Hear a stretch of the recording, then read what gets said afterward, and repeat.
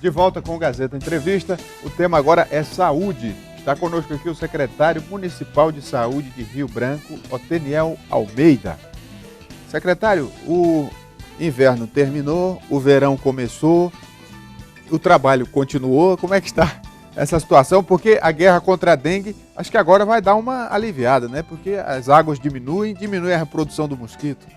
Olha, Rogério, nós tivemos um balanço extremamente positivo em relação à ação de inverno. Iniciamos ela no dia 2 de janeiro, lá na região da 6 de agosto, que naquela época era uma das regiões que mais nos preocupava, em virtude, e lá a gente tinha muita presença do mosquito, e dentro dos quintais das pessoas.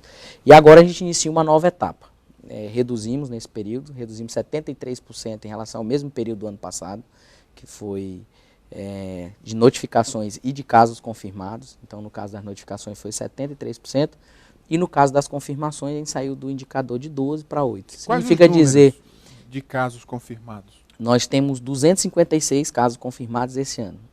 O ano passado, neste mesmo período, a gente já estava com quase 400, com mais de 400, quase 500. Então, esse número colocou a gente para reduzir. Ao mesmo tempo, a gente diminuiu também o índice de positividade. De cada 100, estava confirmando 12 no ano passado. Esse ano, de cada 100, confirmou apenas 8. Secretário, isso tem um impacto nos postos de saúde, nas UPAs? Dá para mensurar?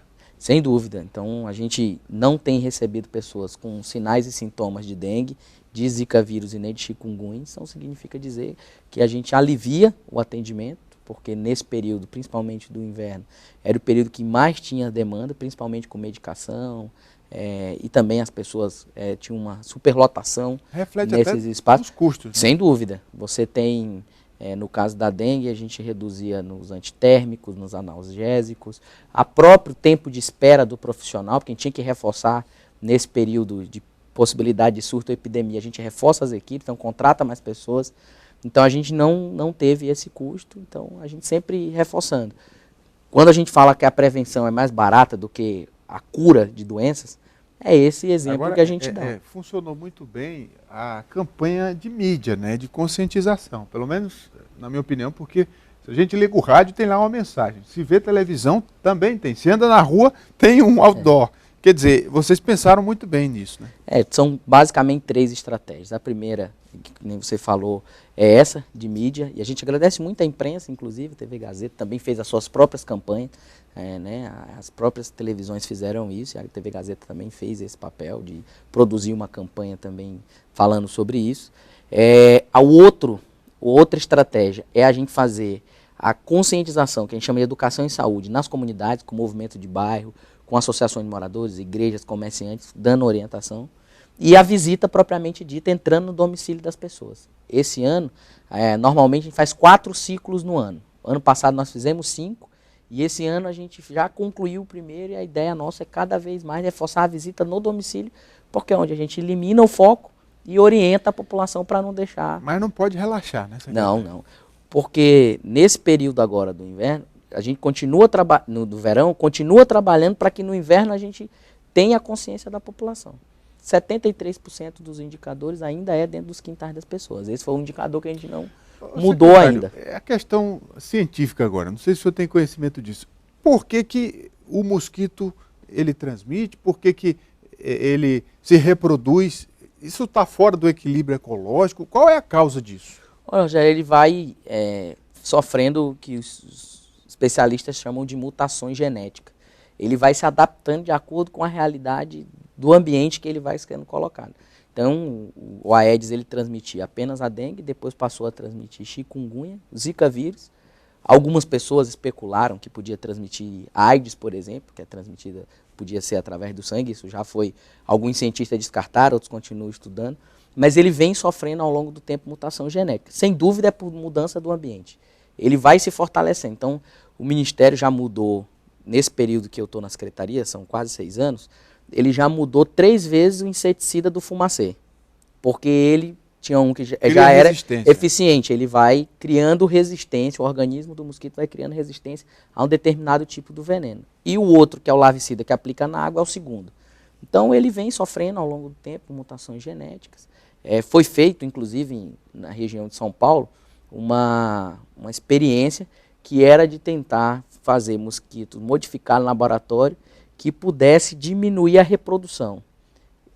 Em algum momento funcionou em algumas regiões e outra aconteceu o inverso. Então ele lá no teste do laboratório, ele diminuía a quantidade de reprodução de ovos da fêmea. Em outros lugares ele dobrou a capacidade. Então o ambiente incrível, reproduz muito isso. Secretário, mas não tem nenhuma fabricante de inseticida torcendo para o mosquito ficar mais forte, não? Olha, essas são especulações que acabam se fazendo, né? Na saúde pública como um todo, diz que as indústrias farmacêuticas investem muito na doença. Isso eu não quero acreditar que tenha um sistema organizado para isso. Claro que quem produz está dizendo, apareceu uma doença nova, você produz um remédio novo. Então as pessoas especulam. Eu prefiro não fazer esse tipo de falar de conspirações, porque isso é muito complicado. Eu acredito mais de que nós estamos, o governo federal, os municípios e estados, nós estamos fazendo um esforço grande, que é não deixar a água parada. Se a gente não deixar a água parada, o mosquito não se reproduzir, não vai ter indústria farmacêutica que faça alguém lá e colocar dentro do teu quintal um vaso com água parada. É igual aquela história, se não tem consumidor, não vai ter comprador, né? Agora, secretário, tem um problema aí que não compete diretamente à sua secretaria, mas à prefeitura, questão dos terrenos baldios, lixo acumulado, né? Pneus velhos, objetos que acumulam água. Como é que está essa questão, hein? É um trabalho integrado, nosso, da Secretaria de Cidades e da Censul.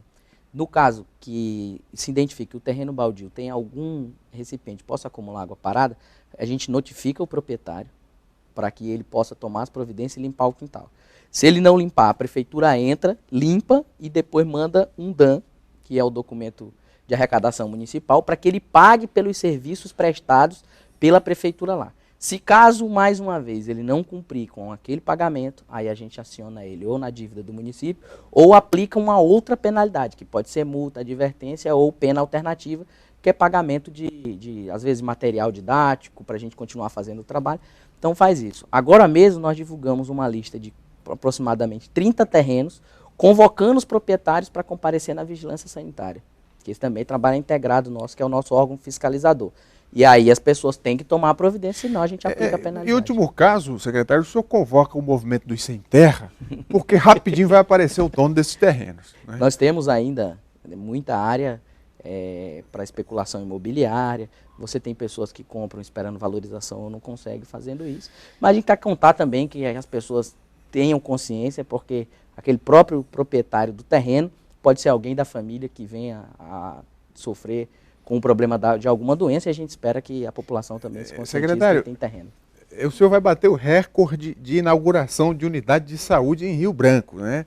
Sem puxar o saco do secretário aqui, mas já são quantas? Dezenas, né? 26, Rogério. 26. Nós estamos nos preparando agora para entregar a unidade do Cadeia Velha, e a gente conclui um ciclo. Serão 26 novas unidades, nenhuma mais alugada, todas com prédios próprios da prefeitura e adaptados de acordo com o padrão do Ministério da Saúde.